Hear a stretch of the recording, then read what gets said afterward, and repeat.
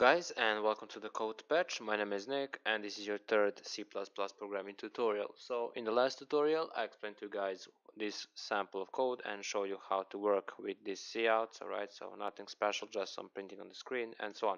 So in this tutorial, this will be a very important tutorial because we will be learning variables and data types. So we need a way to store information in something that we can work with later. So for example, I want to make a variable that holds 5, for example. I want this 5 to be stored somewhere, and we store something in variables. So first of all variables must have a data type. So you can have a variable that doesn't have a data type, so it basically doesn't know what it is. So how do we create a variable? Well, we say first we name the data type and then we write its name, and that is how we initialize our variable. And important note that I didn't explain in last tutorial are these semicolons. So these semicolons at the end of every instruction means that marks the end of the instruction, so the end of statement. So whatever you write, if you write some code, each line that is a statement must end with a semicolon. All right, so for example, I create another cout, and all right, and it must end with a semicolon because it must mark the end of our instruction. So alright, let me just delete this, and when we compile it, it says expected semicolon before return, so here. Alright, and yeah, so let me just now delete this. Alright, so this is how you declare a variable. And what is a variable? Well, let me again show you with my drawings what it is. Alright, so I want you guys to imagine them as houses. Alright, so it might not make sense now, but you'll see later why.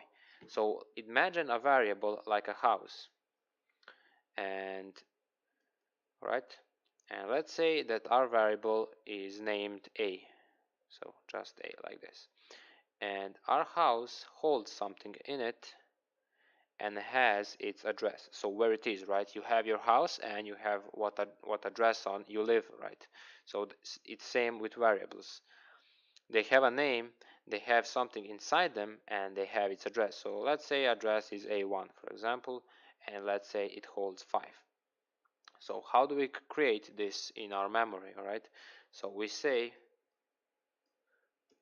a data type, which is an int for now, and then we say its name. All right, and we say that A is equal 5, and that is how we created basically something that holds our value. It has its name that we can reference to, and it has its address, so where it is in the memory of our computer.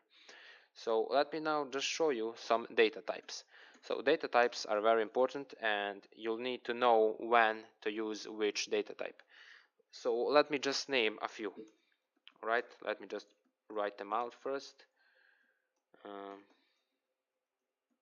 Alright, this is enough for now. So ints are integers, and integers are basically whole numbers. So whole numbers are those numbers like 5, 23, 55, 76, alright, something random. Alright, so whole numbers are those numbers that are right whole, and float numbers are those numbers that are decimals, so basically with floating point. So for example, 4.7, 5.8, something point something. Alright, so these are floats, and you can see the difference between an int and a float. And for example, you want to use a float when you calculate, I don't know, an area of a circle, for example, and an area of a circle or a square of something is usually some decimal number, so that is why you would need to use a float to represent that area of a circle, for example. And double are same as floats, but they do take more memory and can be a bigger number. So floats and doubles are the same. So in our tutorials, it doesn't matter which one you use, or alright, because we don't keep track of our memory and how much memory we are taking, because we don't care. And it's just good to know that they both exist, and the double takes more memory than the float.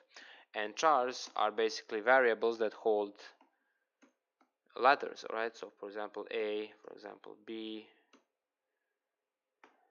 y, and so on. So chars, you will work with chars and strings, you will see later, but they are variables that hold letters, alright? And bool can be true or false. So bool or boolean is basically a true or false value, and we determine something.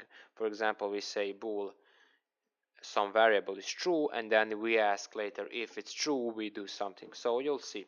So for now, just remember that they can be true or false. Alright, so those are some data types, and those are basically all the data types that we'll be using in these tutorials. So let's now create two ints, int a and int b, and let's just, for example, and create another called int c.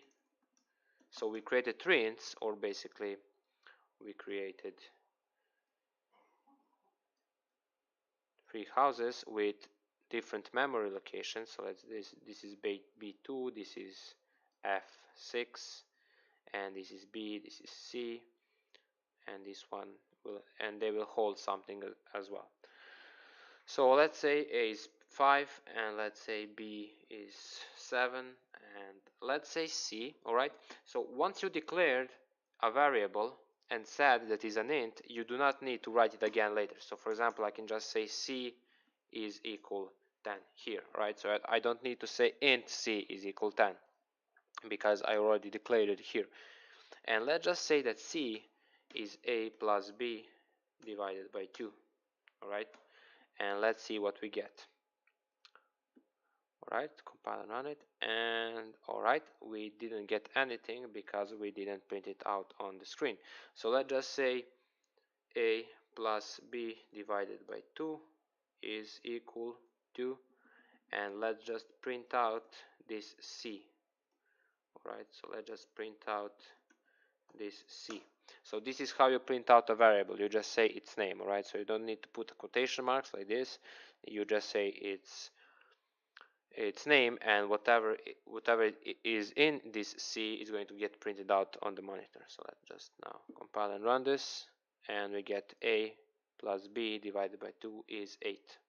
Alright, so alright, wait a second, it's not 8.